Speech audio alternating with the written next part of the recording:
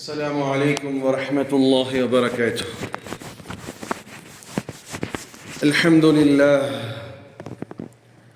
الحمد لله أستعينه وأستغفره ونعوذ بالله من شرور أنفسنا ومن سيئات أعمالنا.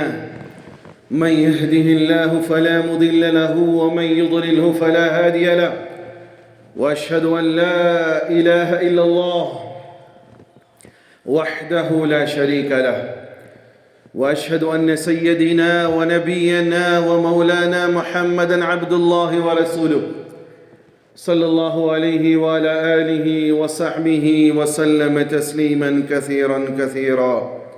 أما بعد، فقد قال حق سبحانه وتعالى في القرآن العظيم الفرقان المجيد: فأعوذ بالله من الشيطان الرجيم بفضل بسم الله الرحمن الرحيم. يا أيها الذين آمنوا اتقوا الله حق تقاته ولا تموتن إلا وأنتم مسلمون. وقال عز وجل: يا أيها الذين آمنوا اتقوا الله ولتنظر نفس ما قدمت لغد واتقوا الله إن الله خبير بما تعملون.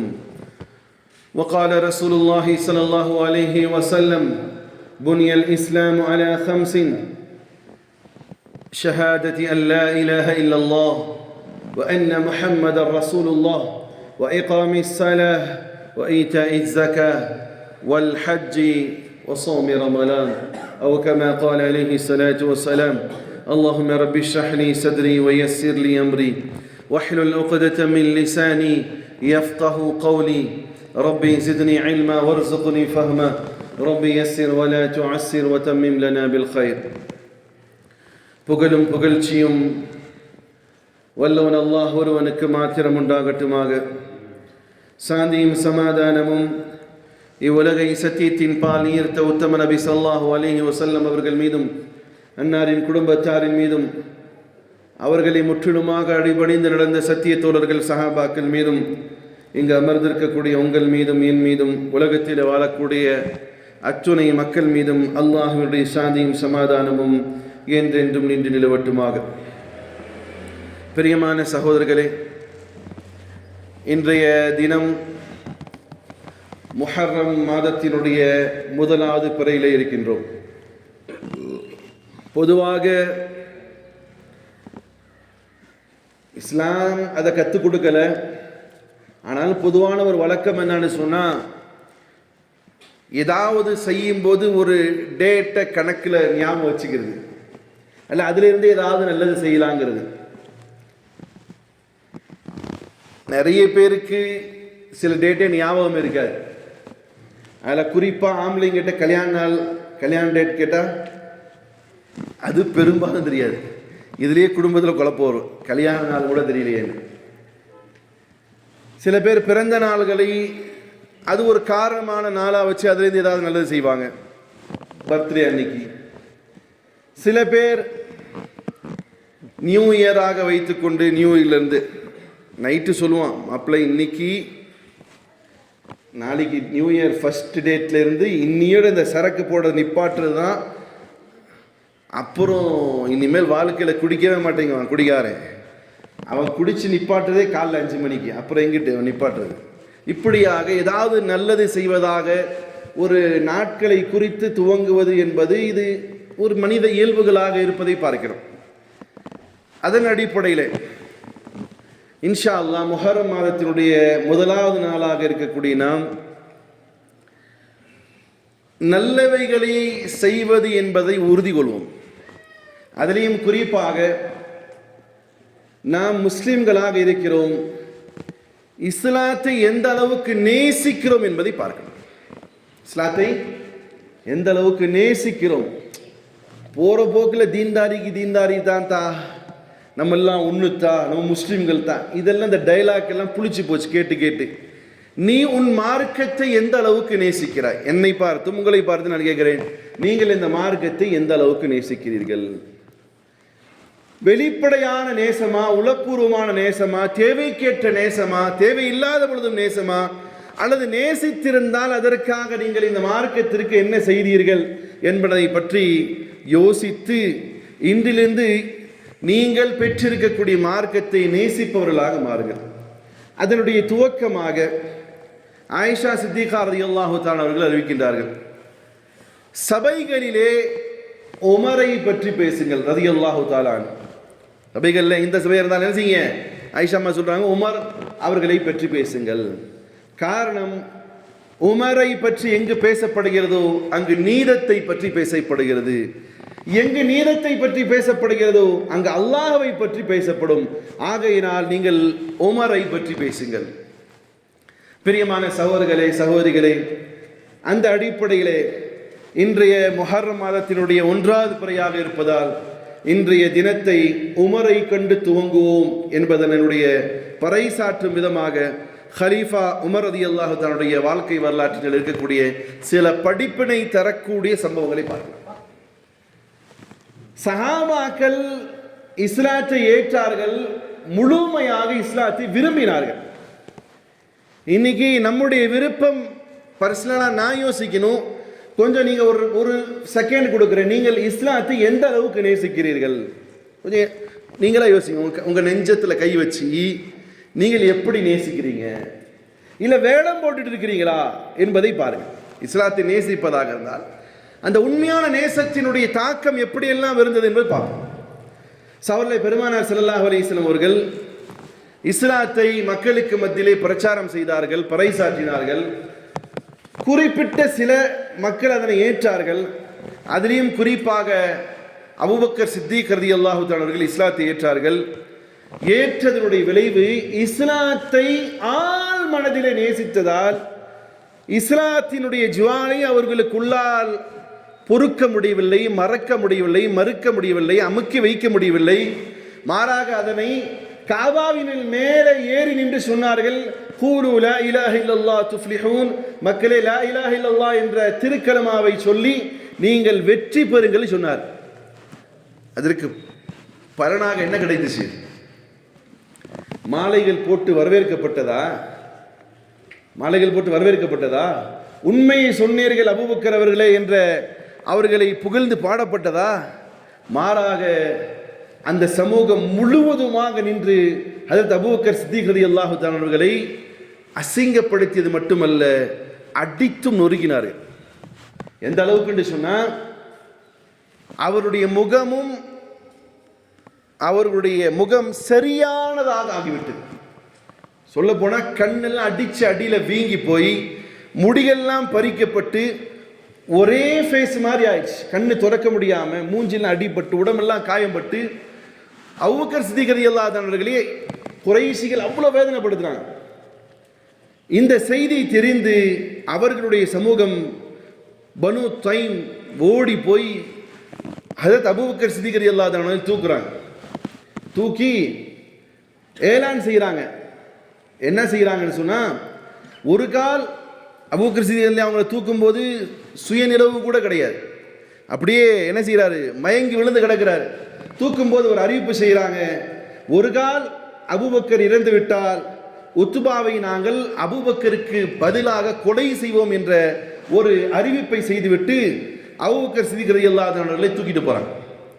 அப்படி அபூபக்கர் சித்தீக் ரலியல்லாஹு தஆலா அவர்களை தூக்கிட்டு போகும்போது கொஞ்சம் நேரத்தில் ஒரு அபூபக்கர் சித்தீக் தான் நினைவு வருது. நைட்டெல்லாம் வரல, இந்த நடக்கக்கூடிய நிகழ்வு புதன்கிழமை நைட்டு அவருக்கு உணர்வே வரல. இவங்க அதனால தான் ஏலான் பண்ணிட்டாங்க, ஒரு கால் இவர் மவுத்தாகி விட்டால் உங்களை என்ன செய்வோம், உங்களில் ஒரு ஆளை உத்துபாவை நாங்கள் கொலை செய்வோம் என்ற அறிவிப்பை செய்து விட்டு போகிறாங்க. அபூபக்கர் சித்தீக் ரலியல்லாஹு தஆலா அவர்களுக்கு கண் விழிப்பு வருது, உணர்ச்சி வருது.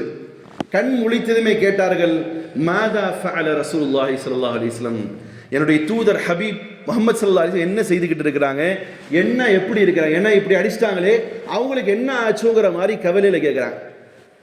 அவர்களே கூட நின்று அவங்களுடைய சமூகம் அவங்க எல்லாம் சொல்கிறாங்க, அவர்னால தானேப்பா நீ இவ்வளோ அடி வாங்கினேன், அவர்னால தானே. அபூபக்கர் சித்தீக் பர்சனல் வெஞ்சன்ஸாக இருந்துச்சு. நபியை முஹம்மது ஸல்லல்லாஹு அலைஹி வஸல்லம் அவர்களை நபியாக ஏற்றுக்கொண்டார் என்பதற்காக தான் இவ்வளோ நீ அடி வாங்கினேன், இந்த நேரத்திலையும் நீ இவரையா கேட்குற அப்படின்னு வெறுத்து போய் அவரை விட்டு போகிறாங்க. அந்த சமூகமே போகுது, கிளம்பி போப்பா உன்னை போய் காப்பாற்றணும் பாரு. இப்போ இவர் அம்மாட்ட கேட்குறாரு, அம்மா முஹம்மது எப்படி இருக்கிறார், ரசூலுல்லாஹி ஸல்லல்லாஹு அலைஹி வஸல்லம் எப்படி இருக்கிறாங்க. அம்மா போகும்போது அந்த குடும்பத்துக்காரன்னு சொல்லிட்டு போகிறாங்க. அரபுகள்கிட்ட ரொம்ப ஒரு நல்ல பழக்கம் என்ன தெரியுமா, குடும்பத்தை விட்டு தர மாட்டாங்க. நம்மளால் விட்டுட்டு போயிடுவான். அரபியர்களுடைய பழக்கம் என்ன எதிரி சண்டை சச்சு இருந்தாலும் குடும்பத்தை விட்டு கொடுக்க மாட்டாங்க. போகும்போது சொல்லிட்டு போகிறாங்க, பாவம் அவரால் தான் இவ்வளோ அடி வாங்கினாரு, பரவாயில்ல சோறு கீறு கொடுத்து அவர் கொஞ்சம் தெம்பு ஏற்றுக்குது. அம்மா பால் எடுத்துருந்து பாலாவது குடி மகனேன்ட்டு அபூபக்கர் ரலியல்லாஹு அன்ஹு கொடுக்க போகும்போது அபூபக்கர் சித்திக் ரலியல்லாஹு அன்ஹு சொன்னாங்க, முஹம்மது ரசூலுல்லாஹி ஸல்லல்லாஹு அலைஹி வஸல்லம் எப்படி இருக்காருன்னு தெரியணும். எப்பா உன் நண்பர் அவரை பற்றி எனக்கு என்னப்பா தெரியும், அது வரைக்கும் அவங்க இஸ்லாத்துக்கு வரல, அவரை பற்றி எங்கிட்ட கேட்டால் என்னப்பா தெரியும். அப்படியானால் உம்மே ஜமீலை அழைத்து வர சொல்லுங்கள். உம்மே ஜமீல் யாருன்னா ஹஜ்ரத் அபூபக்கர் உமர் ரலியல்லாஹு அன்ஹுடைய சகோதரி, அவங்கள கூட்டிட்டு வர சொல்லுங்க. நான் அபூபக்கர் கூப்பிட்டு வர சொல்லுங்க. உம்மே ஜமீல் வர்றாங்க. நபி எப்படி இருக்கிறாங்கன்னு கேட்குறேன். உடம்பெல்லாம் காயம், கண்ணு திறக்க முடியல, ஃபேஸ் ஒரே மாதிரி ஆயிடுச்சு, அடிப்பட்டதுடைய விளைவு. கண் விழித்ததுமே மார்க்கத்தை காட்டி தந்த முகமது நபி ஸல்லல்லாஹு அலைஹி வஸல்லம் நேசிக்கிறார், மார்க்கத்தை முழுமையாக நேசிக்கிறார். கண் விழிச்சதுமே கேட்கிறார், உம்மு ஜமீல்கிட்ட எப்படி இருக்காங்க. அவங்க பதில் சொல்றாங்க, நபி ஸல்லல்லாஹு அலைஹி வஸல்லம் அவர்கள் ஸைத் பின் அர்கம் ரலியல்லாஹு அன்ஹுடைய வீட்டில் நல்லபடியாக இருக்கிறாங்க, ஒன்றும் அவங்களுக்கு பிரச்சனை இல்லைன்னு.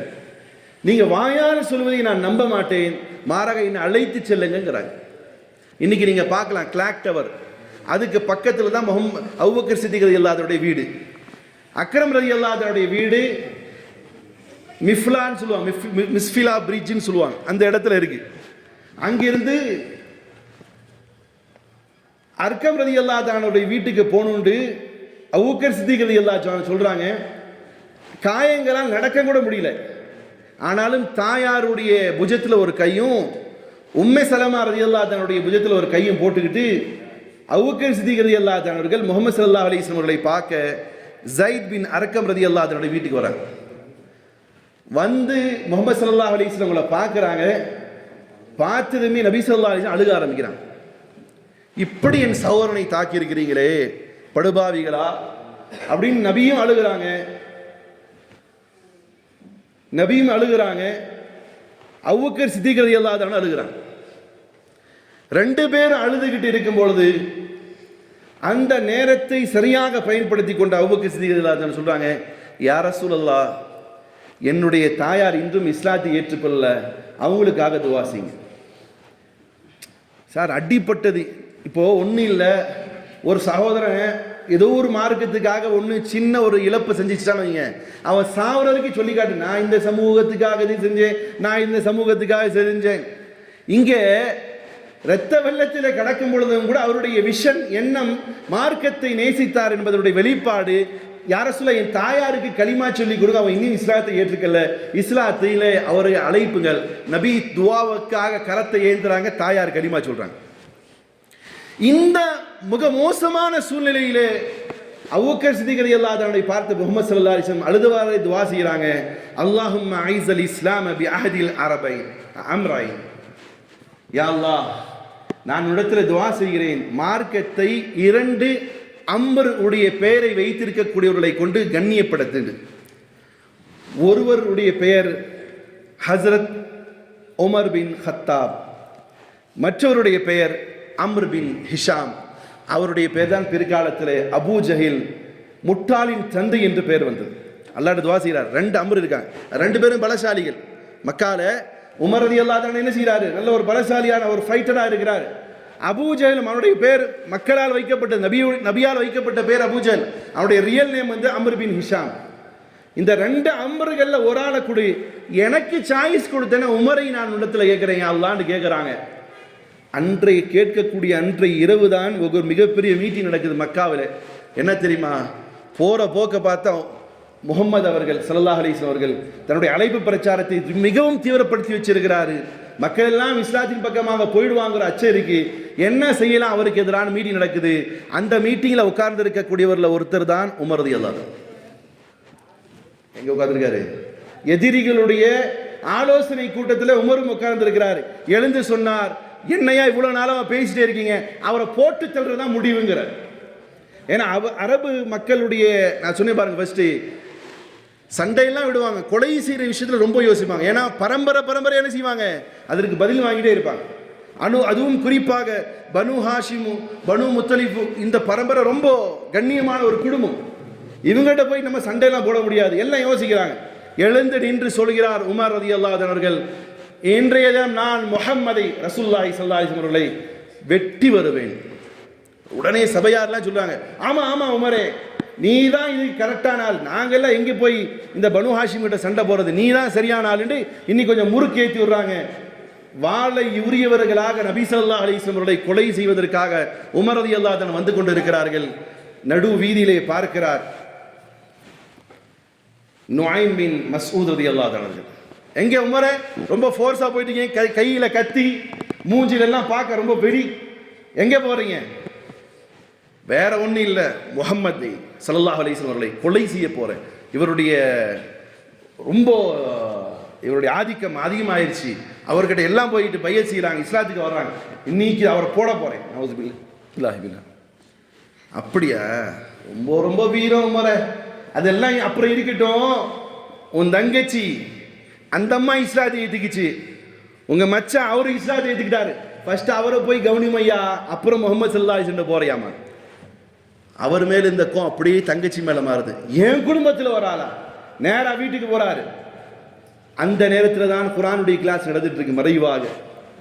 ஹப்பாப் ரலியல்லாஹு அன்ஹு அவர்கள்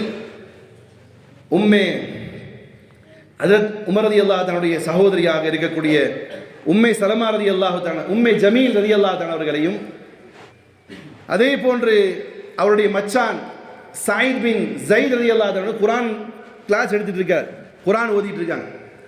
அப்படி ஓதி கொடுத்துட்டு இருக்கும்போது எப்படி வருவார் உமர், ஃபோர்ஸா வந்து கதவை தம்முன்னு தட்டிட்டு உள்ள நுழைகிறாரு. ஹப்பாப் ரலியல்லாஹு அன்ஹு இவங்களை பார்த்ததுமே ஓடி போய் ஒளிஞ்சிட்டார். உள்ள வர்றாரு. என்ன, எங்களுடைய மூதாதையருடைய மார்க்கத்தை ஏற்று கொண்ட நீ மூதாதையுடைய மார்க்கத்தை விட்டுட்டு போறியான்னு. இப்போ நம்மளால கேட்பான், எங்க அத்தாவும் எங்க நன்னாவும் செஞ்ச இந்த ஃபாத்தியா எல்லாம் விட்டுட்டு நீ புதுசா ஏதோ ஒருத்தர் கொள்கை கொண்டு வந்தாலும் அவன் பின்னாடி போறியான்னு கேட்குறாங்களே இல்லையா? புரியுதா இல்லையா? 40வது நாள் பாத்தியா ஓதுறது கூடுமா கூடாதா? கூடாது. 3வது நாள் பாத்தியா கூடாது. வருஷ பாத்தியா, உண்மையிலேயே அம்மா அத்தா மேல அக்கறை இருந்துச்சுன்னா, நீ வேடம் போடாத நல்லவனா இருந்தேன்னு சொன்னா டெய்லி ஓதியா? வெக்க இல்லை உனக்கு? 40 நாள் கழிச்சு உங்க அம்மாவையும் உங்க அத்தாவை நினைப்பிய? வெக்கமா இல்லை? ஒவ்வொரு நேர தொழுகையிலே ஓது, உங்க அம்மாவையும் அத்தாவுக்கு துவாசி 40 நாள் வருஷம், வெக்கமா இல்லை? இப்போ நம்ம ஒருத்தர்கிட்ட சொல்றோம், எங்க தொண்டு தொட்டு செஞ்சுட்டு வரோமுங்க, இவரெல்லாம் புதுசா வந்து சொல்றாரு. அங்கேயும் அப்படிதான் கேட்கிறார் உமரும், தொண்டு தொட்டு எதை வணங்கி வழிபட்டும் அதை விட்டு முகம்மதுடைய பேச்சை கேட்டியா போடுற அடியன் அடிக்கிறார். சகோதரி அடி வாங்குறார், மச்சானி அடிக்கிறார். ஐயா, என் குடும்பத்தில் இருந்துட்டு நாங்க வணங்கி வழிபட்ட விஷயங்கள் எல்லாம் தவிர்த்துட்டு புதுசா ஒரு கொள்கையை ஏற்றுக்கிட்டீங்களா அடிக்கிறார். எந்த தாயினுடைய மார்பகத்தில் உமர் பாலை குடித்தாரோ அதே தாயுடைய மார்பில் குடித்தவர் தான் அவருடைய சகோதரி ஹஜ்ரத் உம்மே ஜமீல் ரலியல்லாஹு தஆலா அன்ஹா.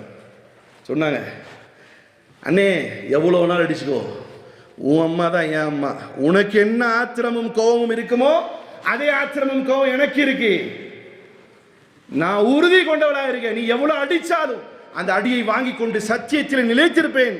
அண்ணே அதுக்கெல்லாம் பயந்தவனா இல்லை. உள்ள பூந்தவர் பார்க்கிறார், பக்கத்திலே சூஹஃபை ஏட்டை குர்ஆன் எழுதப்பட்ட வசனத்தில் இருக்கக்கூடிய அந்த தொகுப்பை எடுக்க போகிறார். சகோதரி தடுக்கிறார், தொடாத, நீ சுத்தம் இல்லாதவனாக இருக்கிறாய். அப்படி நான் தொண்ணு சுத்தமானும், ஆமா போய் குளிச்சுட்டு வா. குளிச்சுட்டு வருகிறார். சூரா தாஹுடைய வசனங்கள், தாஹ மா அன்ஸல்னா அலைக்கல் குர்ஆன லிதஷ்கா இல்லா தذكرةً لمن يخشى. அல்லாஹ் நபியை பார்த்து எவ்வளோ அழகா சொல்றார், நபியே உங்களை அடிக்கிறதுக்காக எல்லாம் நான் இந்த வசனத்தை இறக்கல. எவ்வளோ அழகான வார்த்தை, நபிக்கு எவ்வளோ ஆறுதல் அல்லாஹ் சொல்றார்.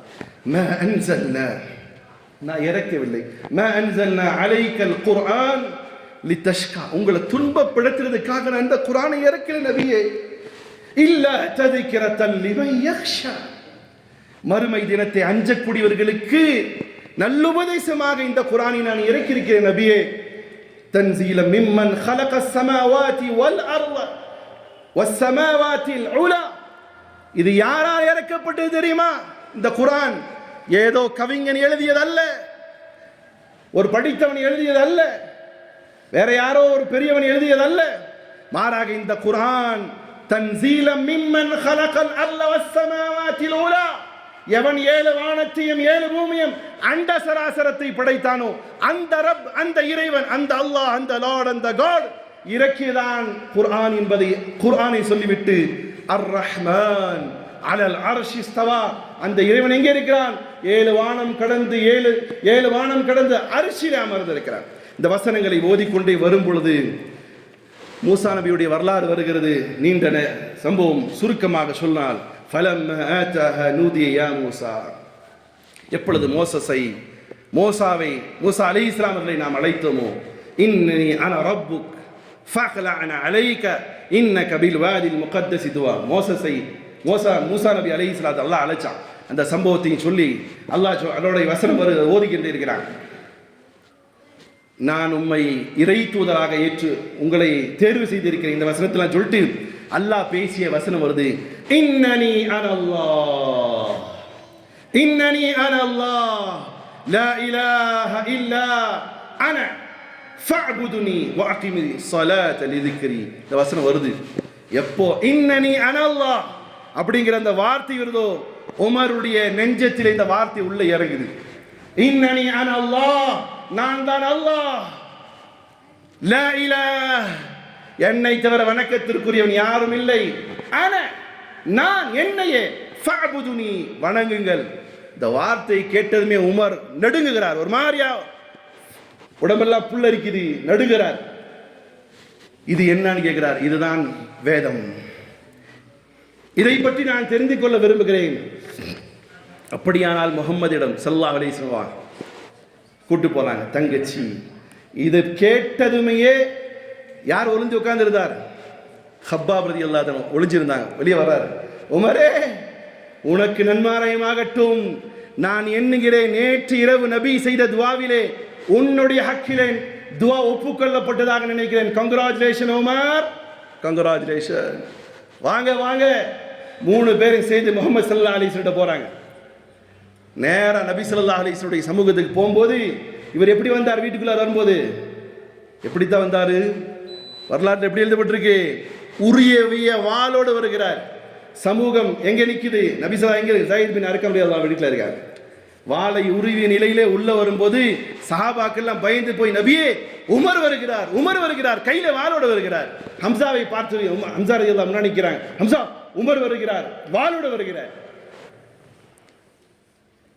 ஹம்சா ரலியல்லாஹு சொன்னார், ஒன்றும் பயப்பட வேண்டாம். எந்த உமர் எந்த வாளை தூக்கி நபியை கொல்வதற்காக வருகிறாரோ, அப்படி அவர் கொல்வதனுடைய எண்ணத்தோடு வந்தால் அதே வாளிலே அவருடைய தலையை வெட்டப்படும். இல்லை, சத்தியத்தை தெரிந்து கொள்ள வந்தார், அவரை நாங்கள் வெல்கம் செய்ய தயாராக இருக்கிறோம் என்பதனை ஹம்சா ரலியல்லாஹு தான் சொல்றாங்க. கதவுகள் திறக்கப்பட்டது. உள்ளே நுழைந்த உடனே கேட்கப்பட்ட கேள்வி தெரியுமா? அமா அன லக அன அத்தஷ்ஹது அன் லா இலாஹ இல்லல்லாஹ் யா உமர். உமரே, எப்பொழுதுதான் நீங்கள் லா இலாஹ இல்லல்லாஹ் வஹதானிய தௌஹீதிய கலிமாவை, ஏகத்துவ கலிமாவை சொல்ல போய் சொல்லி கேட்கும்போது சொன்ன வார்த்தை அன அஷ்ஹது அன் லா இலாஹ இல்லல்லாஹ் வ அன்ன முஹம்மதர் ரசூலுல்லாஹ். நான் அந்த சத்திய கொள்கையை ஏற்றுக்கொள்வதற்காக தான் வந்திருக்கிறேன். முதலாவது சம்பவம், இஸ்லாத்தை ஏற்ற அபூபக்கர் ரலியல்லாஹு அன்ஹு அவர்கள் இஸ்லாத்தை எவ்வளவு தீவிரமாக நேசித்திருந்தால், அவர் எல்லா காயங்கள் பட்ட நிலையிலும் அவர்கள் சொன்ன வார்த்தை என்ன? என் தூதர் எங்கே என்று கேட்டார். மார்க்கத்தின் மீது உள்ள பிரியம். இங்கே ஒருவர் இப்பொழுதுதான் இஸ்லாத்தை ஏற்கிறார். சொன்ன வார்த்தை என்னது? இன்றிலிருந்து எவனும் ஹரமுக்குள்ளார் என் சமூகத்தில் இருக்கக்கூடிய மக்கள் சத்தியத்தை போதித்தால் அவர்களை தடுப்பவன் எவனாவது இருந்தால் உமரிடத்தில் டைரக்டா வந்து நின்றா, ஒத்தைக்கு ஒத்த பார்த்துக்கலான்னார். யார் சொன்னாரு? உமர் ரலியல்லாஹு அன்ஹு. அப்படி சொல்ல முடியுமா? இன்னைக்கு வேடம் போடக்கூடிய கூட்டம் எவ்வளவோ இருக்குது. உண்மையாக இருந்தவர் உமர். வாளை எடுத்து சொன்னால், வாடா எங்கிட்ட நில்லு. அல்லாஹ் மாற்றினால் மார்க்கத்தினுடைய அளப்பிரியம் உமர் ரலியல்லாஹு அன்ஹு வந்தது. மிகப்பெரிய உமர் ரலியல்லாஹு தஆலா அவர்கள் மார்க்கத்துக்கு உறுதுணையாக நின்றார்கள். அல்லாஹ் நிப்பாட்டினார் அவர்களை கொண்டு. எப்படியாப்பட்ட உமர் இஸ்லாத்தை ஏற்றார். அல்லாஹுடைய தூதர் ஸல்லல்லாஹு அலைஹி வஸல்லம் இவர் இஸ்லாத்தை ஏற்றதுமே ஜிப்ரீல் அலைஹிஸ்ஸலாம் வர்றாங்க. யா ரசூலல்லாஹ், நீங்கள் சந்தோஷப்படுகிறீர்களா உமர் இஸ்லாத்தை ஏற்றதின் மீது? ஆம் ஜிப்ரீலே, நீங்கள் மட்டும் இன்று சந்தோஷப்படவில்லை, வானத்தில் இருக்கக்கூடிய எல்லா மலக்குகளும் இன்றைய தினம் என்ன செய்கிறார்கள்? உமர் இஸ்லாத்தை ஏற்றதை கொண்டு சந்தோஷப்படுகிறார்கள் என்று சொல்லிவிட்டு மார்க்கத்திலே நிலைத்திருந்தார், யுத்தங்களிலே பங்கெடுத்தார், மார்க்கத்தினுடைய எழுச்சிகளை உருவாக்கினார், மிகப்பெரிய மார்க்கத்திற்கு துணையாக நின்றால் விரும்பினார் உமர்.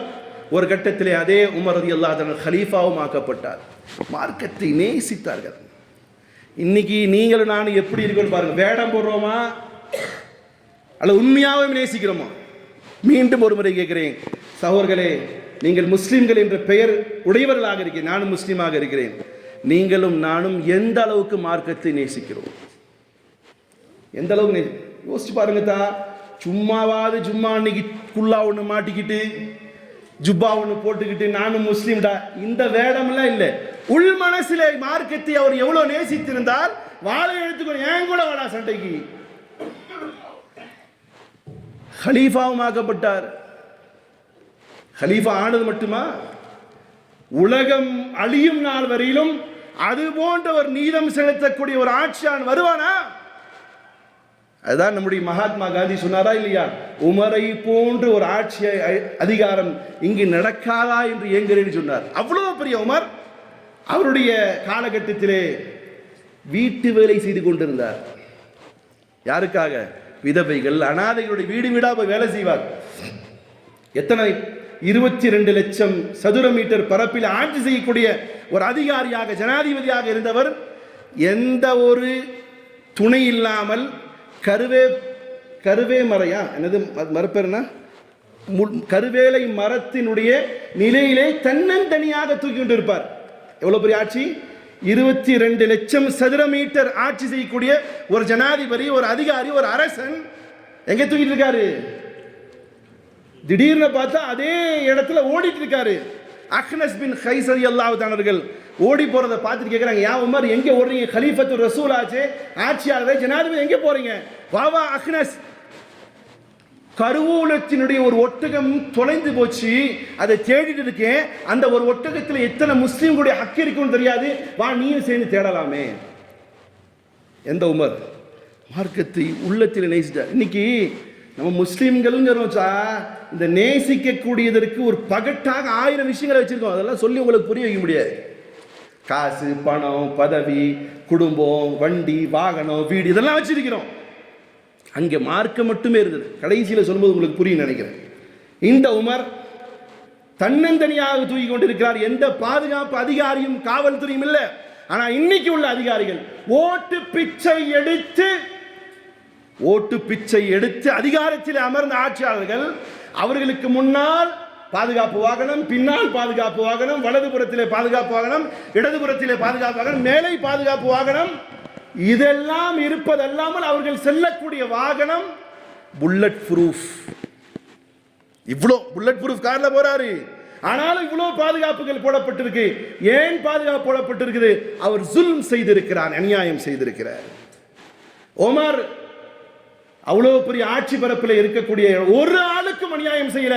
தன்னந்தனியா காட்டில படுத்துக்கிட்டு இருக்காரு மரத்தினுடைய நிழல்ல.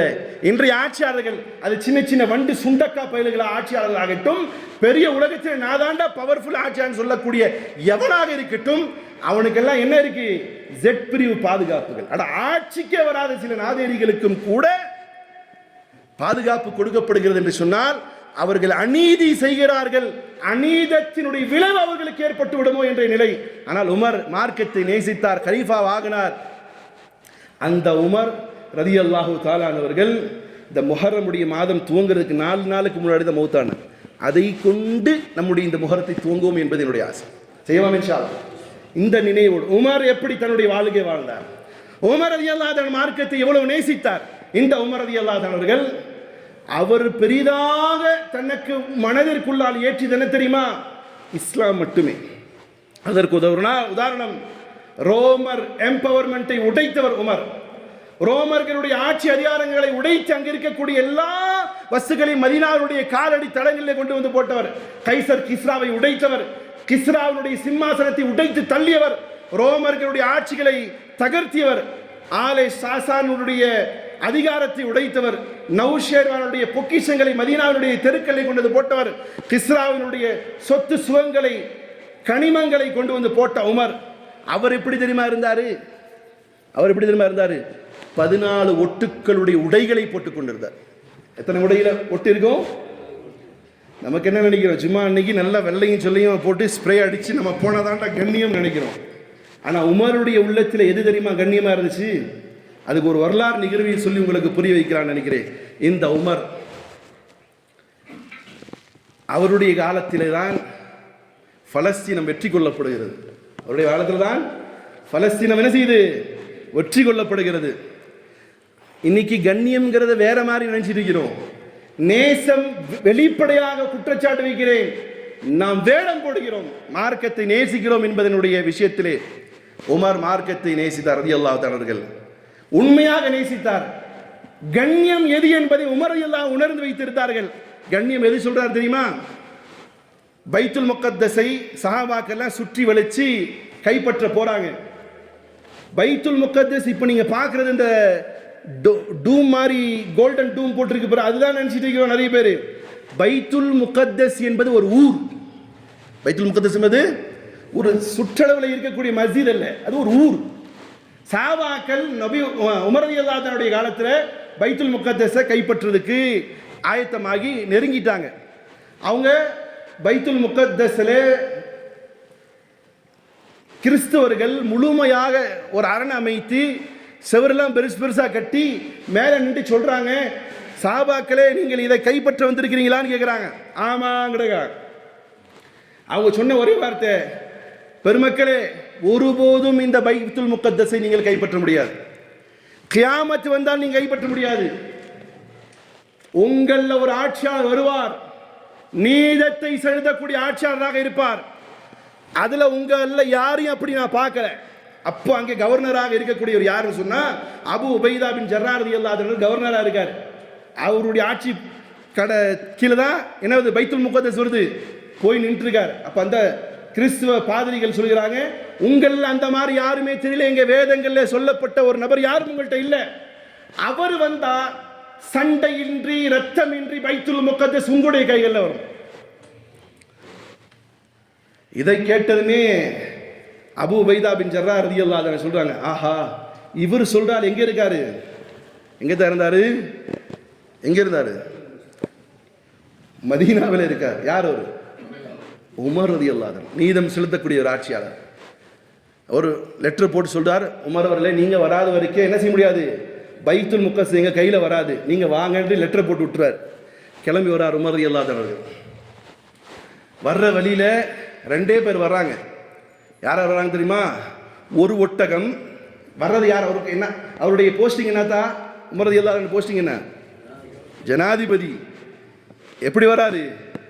ஒரு ஒட்டகம் 700 கிலோமீட்டர் மைல் என்ன செய்யணும், மதீனால இருந்து பலஸ்தீனுக்கு வரணும்னா 700 மைல் தூரம். இங்க ஒன்னும் இல்லை, ஓட்டு பிச்சை எடுத்து வந்தவருக்கு ஒரு 50 கிலோமீட்டர் எங்கேயாவது போகணும்னா 1000 அடுக்கு பாதுகாப்புகள். ஜனாதிபதி ஒற்றையாளாக காடுகளிலே ஒரே ஒரு பணிவிடையாளனோடு வருகிறார். 700 கிலோமீட்டர் ஒற்றை ஒட்டகத்தில். அப்படி ஒற்றை ஒட்டகத்தில் வரும்போது டயர்டாராரு கூட வரக்கூடிய பணியாளர். அவர் எப்பெல்லாம் டயர்டாராரு, அவருக்கு பர்டிகுலர் கிலோமீட்டர்ஸ் கொடுக்கப்படுது. இத்தனை 5 கிலோமீட்டர் நீங்க ஒட்டகத்தில் சவாரி செய்யணும், 5 கிலோமீட்டர் ஜனாதிபதி வரணும். இப்படி கணக்கு போட்டு வந்துட்டே இருக்கிறாங்க. ஊர் எல்லை வருகிறது. யாருடைய பாரி தெரியுமா? யாருடைய டைம் டேன் சொன்னா, இவருக்கு உதவியா வந்தார்ல பணியாளர், அவருடைய டேன் வந்துருச்சு. இப்போ இவர் சொல்றார், உமரே ரலியல்லாஹு அன்ஹு அவர்களே, இப்படியே நம்ம உள்ள போனோம்னா நம்ம ஆளுங்க எல்லாம் பின்ன கடிச்சு கொதறிட்டு போறாங்க. நீங்க ஒரு ஜனாதிபதியா இருக்கிறீங்க, தயவு செஞ்சு நீங்க மேல உட்காருங்க, நான் தள்ளிட்டு வரேன். அந்த ஒட்டகத்துடைய கயிறை பிடிச்சிட்டு உமர் சொன்னார், அத்தௌரு தௌருன், என்ன டேனோ அந்த டேன் தான், நீங்க மேல உட்காருங்க. உள்ள வருகிறார்கள். நேர வரார். அன்றைய கவர்னராக இருந்தவர் அபு உபைதா பின் ஜர்ரா ரலியல்லாஹு அன்ஹு வந்து உமர் ரலியல்லாஹு அன்ஹு பார்த்து சொன்னாங்க, உமர் அவர்களே, இந்த ஊர் ரொம்ப கண்ணியமான ஒரு ஊர். கண்ணியமான ஊரா இல்லையா? பைத்துல் முகத்தஸ் பலஸ்தீன் கண்ணியமான ஊரா இல்லையா? சத்தியமாக அது கண்ணியம் தான். 1000 யகூதிகள் அதற்கு எதிராக சூழ்ச்சிகள் செய்தாலும் அல்லாஹ்விடத்திலே அது கண்ணியமான ஊர் தான் சொன்னாரு. கொஞ்சம் வரும்போது உமர் ரலியல்லாஹு அன்ஹு அந்த ஒட்டகத்துடைய கயிறை பிடிச்சிட்டு வராரு. சேரு சகதிகள் ட்ரெஸ்ல இருக்கு. சேர்ல மாட்டின சப்பல் கையில் வச்சிருக்கிறார். யார் வராரு? அவரு நம்ம ஜனாதிபதி அப்படி வருவாங்களா? உலகத்தில் எந்த ஜனாதிபதி ஆகட்டும் அப்படி வருவாரா? இவர் கையில் செப்பல் ஒட்டகத்துடைய கையில் பிடிச்சிட்டு வரும்போது சொல்றாரு, கொஞ்சம் நல்ல ட்ரெஸ்ஸை போட்டுக்கிட்டு வந்துட்டு இந்த மக்களை போய் சந்திக்கலாமேன்னு. உமர் ரலியல்லாஹு சொன்ன தப்பா நல்லதா? நல்ல விஷயம் தானே. ஒரு கெஸ்ட்டை சந்திக்க போகிறோம்னா ஒரு நல்ல ட்ரெஸ் போட்டு போகலாங்க. உமர் ரலியல்லாஹு பதில் பாருங்கள், நீங்கள் நானும் நெஞ்சிலே பச்சை குத்திக்கோங்க. உடம்புல தான் பச்சை குத்த முடியாது, நெஞ்சில் பச்சை குத்துறான். அதுக்கு நீங்கள் அறுக்கெல்லாம் முடியாது, மனசில் வச்சுக்கோங்க. உமர் ரலியல்லாஹு அன்ஹு சொன்ன வார்த்தை என்ன தெரியுமா? நஹ்னு கௌமுன் அஅஸல்லாஹு பில் இஸ்லாம். நஹ்னு கௌமுன் அஅஸல்லாஹு பில் இஸ்லாம். என்ன அவருக்கு என்ன போஸ்டிங் இருந்தாங்க? ஜனாதிபதி, கவர்னர். என்ன கவர்னரே? நஹ்னு கௌமுன் அஅஸல்லாஹு பில் இஸ்லாம். இந்த சமூகம் நாம் யார் தெரியுமா ஜனாதிபதி அவர்களே? இந்த சமூகம் அஅஸல்லாஹ், அல்லாஹ் கண்ணியப்படுத்தினான் பில் இஸ்லாம், இஸ்லாத்தை கொண்டுதான். இஸ்லாத்தை கொண்டுதான் நமக்கு என்ன இருக்கு? கண்ணியம். அடா கண்ணியம்ங்கிறது ட்ரெஸ்ல இல்லப்பா, கார்ல, பணத்துல, அதுல இதுல இல்ல. அல்லாஹ் உங்களுக்கும் என்னையும் கண்ணியம் எதுல கொடுத்திருக்கிறான்? பில் இஸ்லாம், இஸ்லாத்தினால தான் கண்ணியம். அதனால இந்த உடைய மாத்திட்டு வர வேலையில எங்களுக்கு ஆகாது, நான் இப்படியே வருவேன்னு போறாரு. மேலே இருக்கக்கூடிய பாதிரிமார்கள் பார்க்கிறார்கள், இவரை பற்றி அவர்களுடைய வேதங்களில் சொல்லப்பட்ட அடையாளங்களை பார்த்துவிட்டு, இதோ நீதம் செலுத்தக்கூடிய ஆட்சியாளர் வந்து விட்டால் பிடியுங்கள் உமரை என்று சொல்லி பைத்துல் முகத்தஸுடைய சாவியை ரத்தம் இல்லாமல் சண்டை இல்லாமல் கொடுத்தார் என்று சொன்னால், அந்த நேரத்திலே உமர் அவர்கள் சொன்ன வார்த்தை என்ன தெரியுமா? எனக்கு கண்ணியம் என்பது எது? நான் ஏற்ற இஸ்லாம், நான் ஏற்ற இஸ்லாம். அப்போ ஒரு முஸ்லிமுக்கு உடையிலே குறைபாடுகள் இருந்தாலும், அவன்கிட்ட எந்த வசதியும் இல்லாவிட்டாலும், அவனுக்கான கண்ணியம் என்பது எது? எதுத்தா? இஸ்லாம். எல்லாமே இருக்கு ஒருத்தன்ட்ட, அவனுடைய உள்ளத்தில் இஸ்லாமிய பிரியம் இல்லை என்று சொன்னால், கண்ணியம் இல்லை என்று சொன்னால், அவன்கிட்ட எது இருந்தாலும் அது வீணான போன ஒரு வஸ்துக்கள். அதனால் பிரியமான சகோதரர்களே, இன்றைய தினம் முஹர்ரமுடைய முதலாவது நாள். இஸ்லாத்தை அடிப்படையிலிருந்து நேசியுங்கள். சும்மா வேடம் போட வேண்டாம், நடிக்க வேண்டாம். தேவைக்காக இஸ்லாத்தை நேசிப்பது போன்று நடிக்க வேண்டாம். உள்ளத்தில் இருந்து அல்லாஹ்வையும் அல்லாஹுடைய தூதரையும் அல்லாஹ் நமக்கு வலித்திருக்கக்கூடிய மார்க்கத்தையும் உண்மையாக நேசியுங்கள். அல்லாஹ் நேசிக்கக்கூடியவனாக முதன்மையானவனாக என்னையும் உங்களையும் அல்லாஹ் ஆக்கி அருள்வருட்டுமாக. வாஹிர் தான் அல்ஹம்துலில்லாஹி ரப்பில் ஆலமீன். அஸ்ஸலாம்.